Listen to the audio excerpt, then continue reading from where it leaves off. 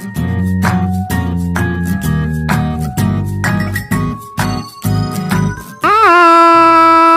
apa kabar adik-adik semuanya?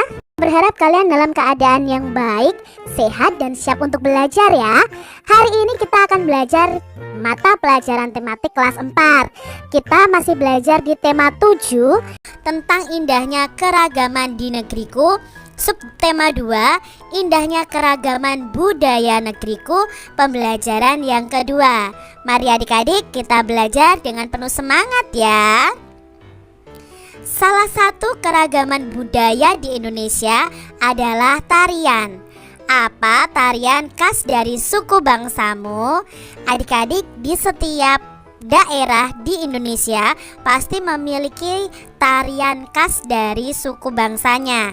Nah adik-adik, contohnya misalnya ya, kalau di Jawa Tengah itu ada tari namanya tari gambyong ya, dan tari-tari yang lainnya. Pola lantai gerak tari. Saat penari memeragakan suatu tarian, penari kadang bergerak ke kiri, ke kanan, maju, mundur, atau bergerak membentuk lingkaran. Jika digambarkan, seolah-olah ada satu garis imajiner yang dilalui penari selama menyajikan satu tarian. Garis imajiner ini juga dapat kita gambarkan dengan melihat formasi para penari dalam memperagakan tarian. Para penari dapat membentuk formasi garis lurus, lengkung, segitiga, atau lingkaran.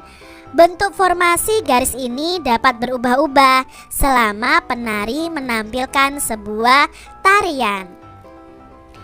Garis imajiner yang dilalui oleh penari saat melakukan gerakan tari itu disebut dengan pola lantai.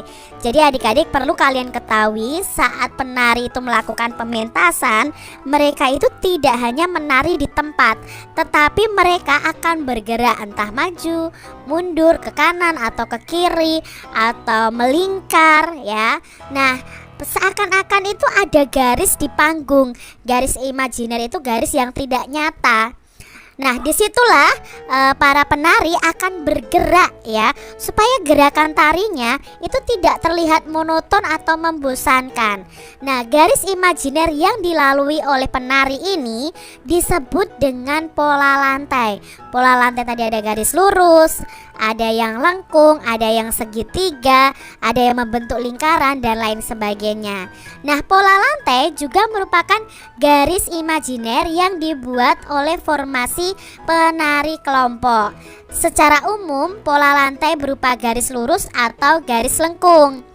Bentuk pola garis lurus dapat dikembangkan menjadi berbagai pola lantai, misalnya horizontal, diagonal, garis lurus ke depan, zigzag, segitiga, segi empat, dan segi lima.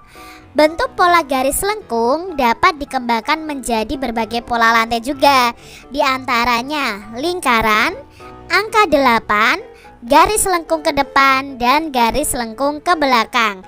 Mari kita perhatikan gambar-gambar berikut ini tentang pola lantai pada formasi penari.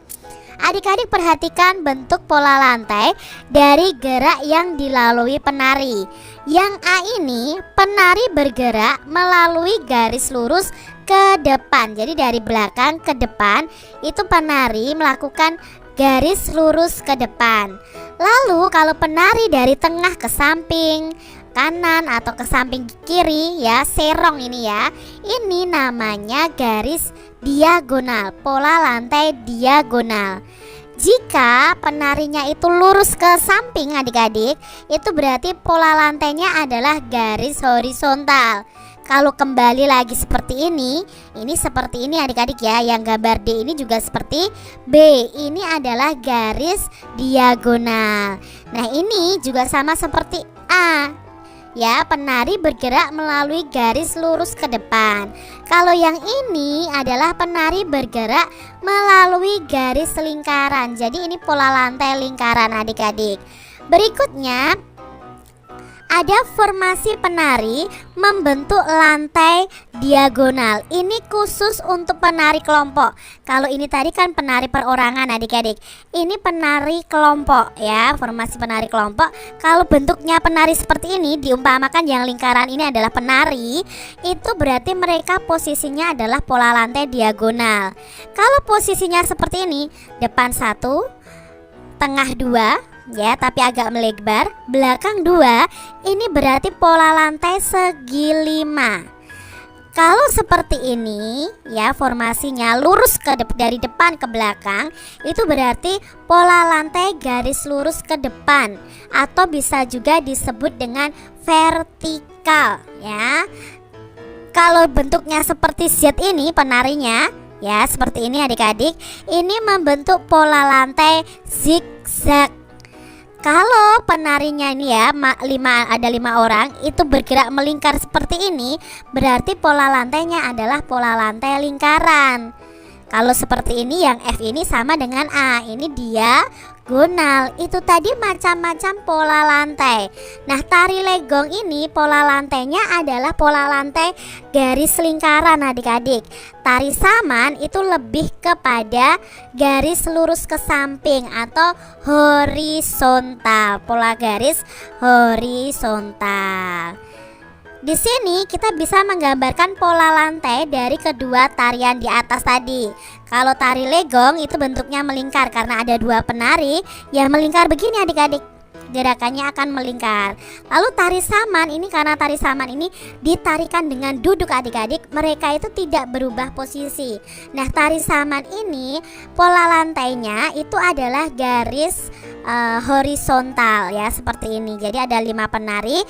Ini adalah pola lantainya.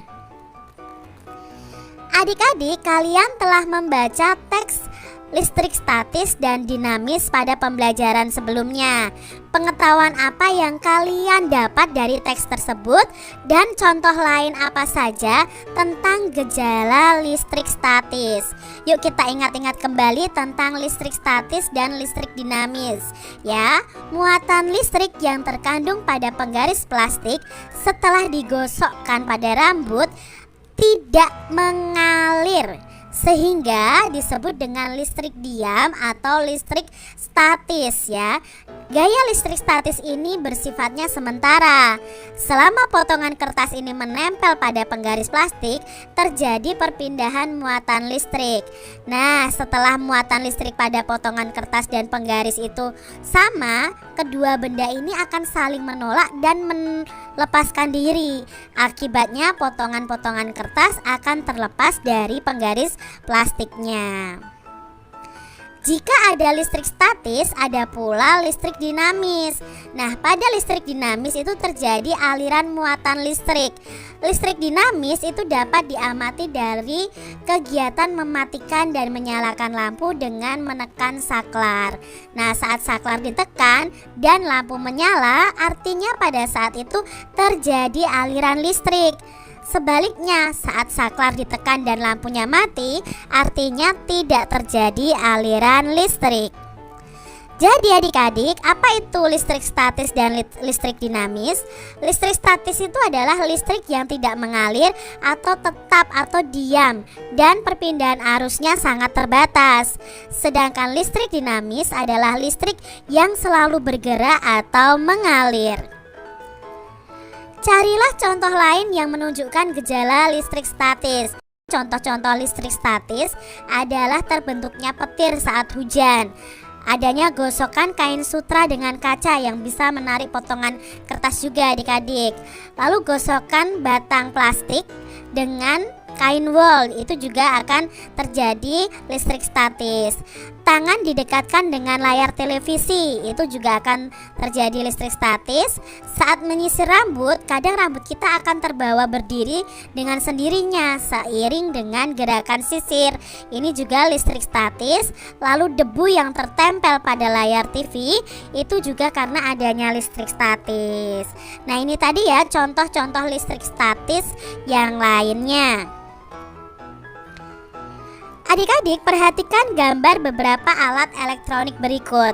Yang pertama ada lampu senter yang menyala, lalu ada kipas angin, ada setrika, ada lemari pendingin. Semuanya ini adalah barang-barang elektronik. Kalau baterai ya, lampu senter ini sumber energinya itu dari baterai ya.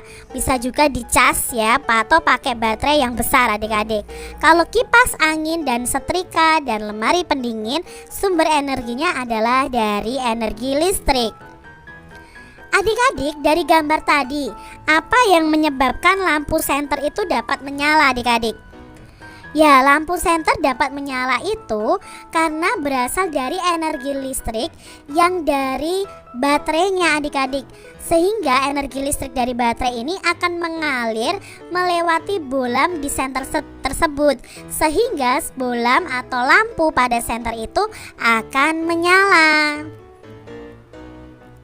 Apa yang menyebabkan kipas angin dapat berputar? Kipas angin itu dapat berputar karena ada motor kipas angin di dalamnya. Motor itu mesin kipas angin ya adik-adik ya. Nah, energi listrik yang mengalir akan menggerakkan motor di dalam kipas angin sehingga menjadikan bilah-bilah kipas angin itu bisa berputar. Itu yang menyebabkan kipas angin bisa berputar. Apa yang menyebabkan setrika menjadi panas? Ya, tentunya ada energi listrik ya. Nah, energi listrik ini mengalir melewati elemen pemanas di dalam setrika dan akan membuat elemen itu semakin panas sehingga setrika itu rasanya akan panas adik-adik, dan kalian jangan memegangnya. Apa yang menyebabkan air dapat membeku di dalam lemari pendingin atau di dalam kulkas adik-adik? Yang menyebabkan air dapat membeku itu karena ada energi listrik yang mengalir melewati mesin pada lemari pendingin yang akan membuat bahan di dalam kulkas itu menjadi dingin. Bahkan air akan bisa membeku. Nah, biasanya di dalam kulkas itu ada mesin dan ada freon. Nah, freon itulah yang menyebabkan lemari es itu menjadi dingin adik-adik. Itu tadi ya tentang barang-barang elektronik yang ada di sekitar kita. Jadi peralatan elektronik dapat bekerja karena ada aliran arus listrik. Arus listrik itu mengalir dari kutub positif menuju ke kutub negatif. Energi listrik dapat diubah menjadi energi lain.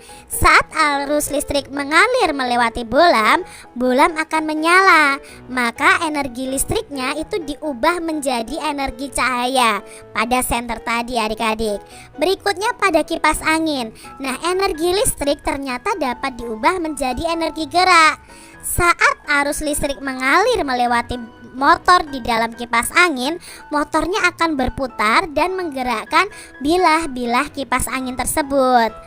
Saat arus listrik melewati elemen pemanas di dalam setrika, elemen akan menjadi panas.